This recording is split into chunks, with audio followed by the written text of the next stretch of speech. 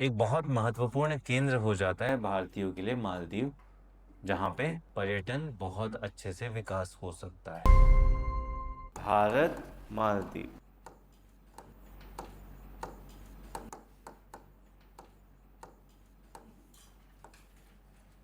ठीक है, भारत मालदीव। किंतु ये संबंध हमेशा से खराब भी नहीं थे।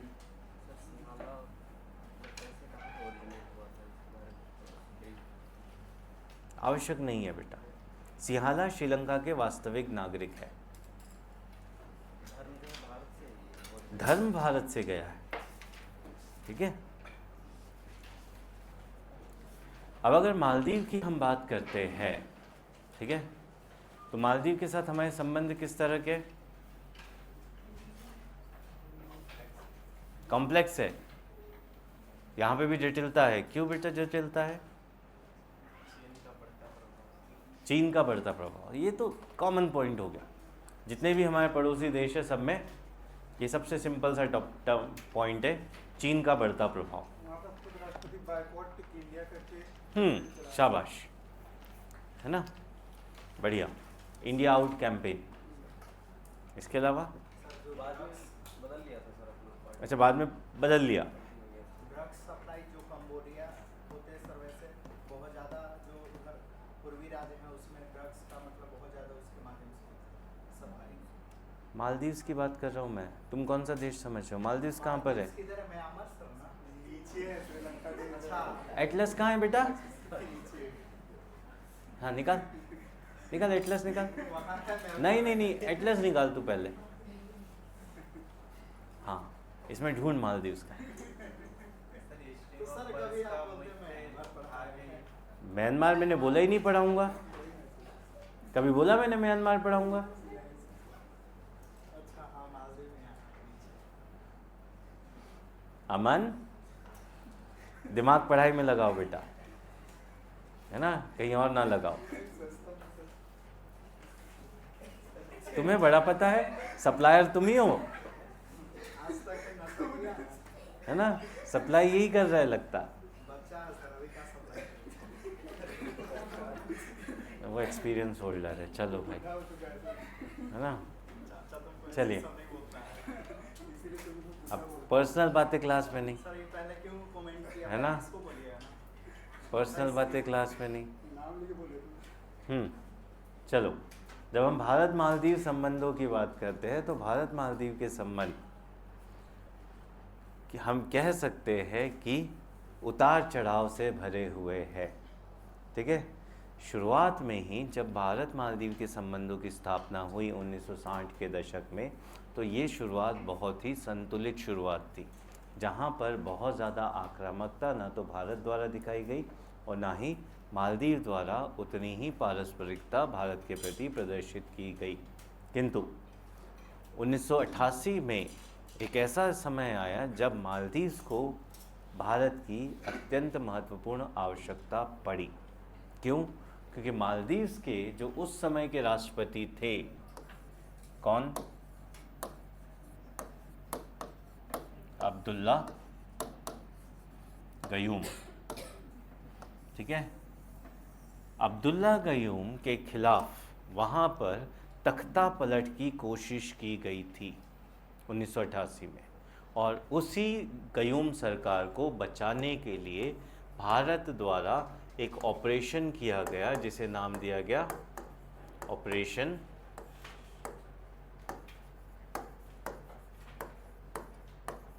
कैक्टस, ठीक है। और ऑपरेशन कैक्टस के ज़रिए अब्दुल्ला गयूम की सरकार को बचाया गया, अब्दुल्ला गयूम की जान को बचाया गया और मालदीव्स में लोकतंत्र बनाए रखा गया, ठीक है। और अब्दुल्ला गयूम की सरकार को खतरा किससे था? अब्दुल्ला गयूम की सरकार को खतरा था एक संगठन से जिसका नाम था PLOTE, people's liberation organisation of Tamil Eelam, ठीक है। ये तमिल इलम समझ में आया? कौन थे? वही लिट्टे, ठीक है। अब 1987 में भारत श्रीलंका के बीच समझौता हुआ, समझो, कनेक्ट करो। 1987 में भारत श्रीलंका के बीच समझौता हुआ, दोनों के बीच शांति सेना आ गई। एलटीटी जाएगा कहाँ? तो एलटीटी भाग के पहुंचेगा मालदीव्स। मालदीव्स में तख्ता पलट करने की कोशिश करके अपनी एक सरकार बनाएगा जो तमिल सरकार होगी। ठीक है, तो इस तरीके से लिट्टे द्वारा मालदीव्स में अपनी सरकार स्थापित करने की कोशिश की, जिसको लेकर अब्दुल्ला गयूम के खिलाफ तख्ता पलट करने की साजिश रची गई, और उस साजिश को नाकाम किया गया किसके द्वारा? भारत के द्वारा, ऑपरेशन कैक्टस के जरिए। ठीक है, किंतु इसके बावजूद भी भारत और मालदीव्स के संबंध बहुत अधिक रणनीतिक रूप से विस्तारित नहीं हुए, किंतु अगले ही वर्ष मतलब 1989 में भारत और मालदीव के बीच प्रमुख रक्षा समझौते पर हस्ताक्षर किए गए। ठीक है, सो 2004 में क्या हुआ था आप लोग जानते हैं, सुनामी आई थी। ठीक है, जिसकी वजह से श्रीलंका, मालदीव्स में मानवीय आधार पे भारत द्वारा मदद भेजी गई थी। वो अलग बात है कि भारत भी उस समय सुनामी समस्या से जूझ रहा था, बट बावजूद इसके भारत द्वारा क्या किया गया था बेटा? मालदीव को सहायता प्रदान की थी। 2014 में मालदीव का जो इकलौता वाटर ट्रीटमेंट प्लांट था, वाटर ट्रीटमेंट प्लांट मतलब ऐसा प्लांट, ऐसा संयंत्र जो समुद्र के खारे जल को पीने योग्य पानी में परिवर्तित कर सकता था, अचानक से वो खराब हो। ठीक है, तो उस समय 2014 में भारत सरकार द्वारा ऑपरेशन नीर चलाकर, नीर नाम दिया गया था, माइक की बैटरी, ऑपरेशन नीर चलाकर मालदीव को न केवल पानी पहुंचाया गया था, साथ ही साथ अपना एक जल संयंत्र भी माले पहुंचा दिया था कि जब तक आपका संयंत्र ठीक नहीं हो जाता तब तक आप इस संयंत्र से काम चलाएं। ठीक है, तो वो स्थिति थी, और साथ ही साथ संयंत्र को सुधारने में भी भारत द्वारा मालदीव की मदद की गई। फिर 2019-20 में जब कोविड महामारी आई, ठीक है, तो उसकी वजह से भारत द्वारा वैक्सीन, पीपीई किट, सैनिटाइज़र्स, वो सारी चीज़ें मालदीव को मुहैया कराई गई। इसका मतलब राजनीतिक रूप से चाहे संबंध अच्छे हो या बुरे हो रहे हो, भारत द्वारा हमेशा ही मालदीव को मानवीय आधार पे जब मालदीव को ज़रूरत पड़ी हो तब मालदीव की मदद की गई है। ठीक है, अगर आप मालदीव की तरफ जाते हैं या देखते हैं उसे, तो आप क्या देखेंगे? मालदीव एक द्वीप समूह है। ठीक है, और इस द्वीप समूह में विभिन्न छोटे छोटे द्वीप मौजूद हैं। ठीक है, और इन छोटे छोटे द्वीपों को उसकी राजधानी जो है माले, उससे जोड़ने का एक परियोजना है जिसे नाम दिया गया है बृहद माले संपर्क परियोजना। इसके अंतर्गत जो माले द्वीप है उसे निकटतम 2 अन्य द्वीपों के साथ जोड़ा जा रहा है। ठीक है, जोड़ा जा रहा है मतलब दोनों को मिला नहीं रहे हैं, दोनों के मध्य सड़क मार्ग स्थापित किया जा रहा है। ठीक है, जिसे बृहद माले संपर्क परियोजना के नाम से जाना जा रहा है। ठीक है, माले और उसके आसपास के द्वीप नाम आवश्यक नहीं है। ठीक है, ये चीज़ 2 किलोमीटर, 3 किलोमीटर, 6 किलोमीटर ऐसे द्वीप दूर दूर से द्वीप है। ठीक है, ये चीज़ डन। और यहाँ का जो पानी भी है बेटा, वो बहुत ज़्यादा गहरा भी नहीं है, उथला पानी है ना, 200 मीटर 300 मीटर बहुत हुआ तो। ठीक है, जहाँ पे ब्रिज बनाना सरल है तुलनात्मक रूप से, गहरा समुद्र नहीं है। ठीक है, कि बहुत मुश्किल होगा, इतना गहरा कैसे पिलर गड़ेगा, वो सारी चीज़ें टेंशन नहीं है, है ना। ये एक कोरल द्वीप समूह है, जैसे लक्षद्वीप है हमारा वैसे ही।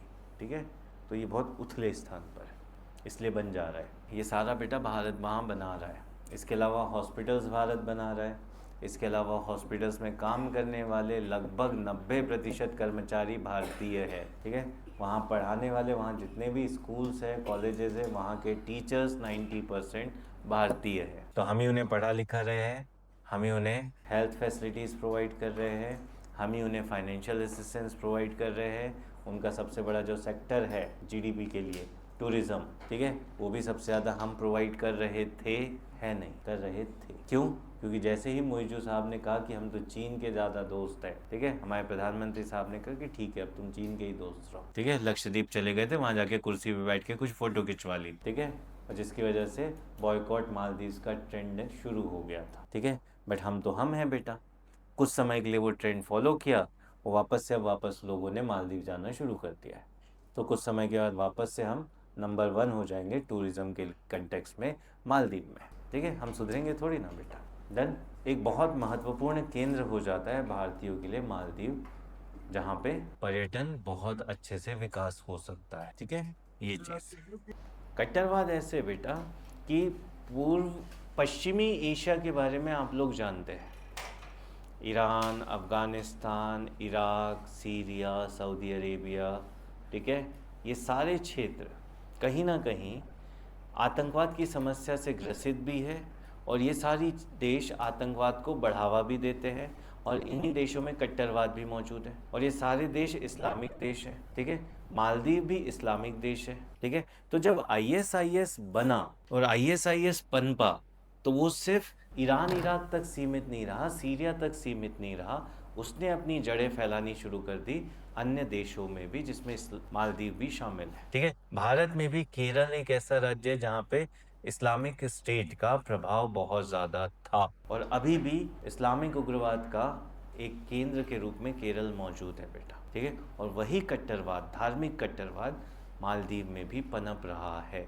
ठीक है, जिसकी वजह से मालदीव भविष्य में भारत के लिए उसी तरह का खतरा बन सकता है जिस तरह का वर्तमान में नेपाल है। मालदीव भारत के लिए चुनौती नहीं होगा, बट मालदीव का उपयोग करके पाकिस्तान ज़रूर भारत में कारनामे कर सकता है, जैसे वो नेपाल और बांग्लादेश को उपयोग में ला रहा है। आई बात समझ में? तो वो भारत के लिए चुनौती है कि मालदीव में बढ़ता कट्टरवाद। और अगर समुद्री सीमा है तो समुद्री सीमा को नियंत्रित करना और उसकी निगरानी करना थोड़ा सा जटिल हो जाता। ठीक है, तो क्योंकि हमें पता है कि पाकिस्तान हमारा दुश्मन है तो हम उसके आसपास की निगरानी बहुत सघनता से करते हैं। ठीक है, मालदीव हमें पता है कि हमारा दुश्मन नहीं है तो हम थोड़े से रिलैक्स रहते हैं।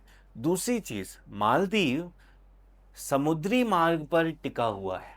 समुद्री मार्ग पर टिका हुआ मतलब अगर किसी भी जहाज को दक्षिणी चीन सागर से, तुम्हारे लोगों के पास भी एटलस है, उधर देखने की जरूरत नहीं है तुम लोगों को, अपनी एटलस ओपन कर सकते हो तुम लोग।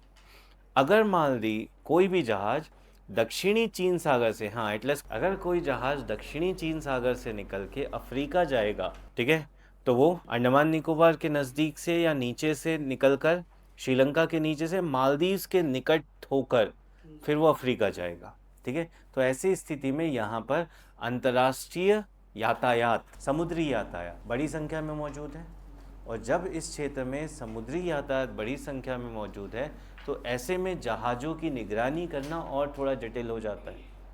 ठीक है, इसीलिए वो चुनौती प्रस्तुत करेगा भविष्य में। क्यों? क्योंकि इन मार्गों की निगरानी करना पूरी तरीके से संभव नहीं है। आई बात समझ में? तो ये मालदीव्स के साथ हमारी चुनौतियाँ है। डन।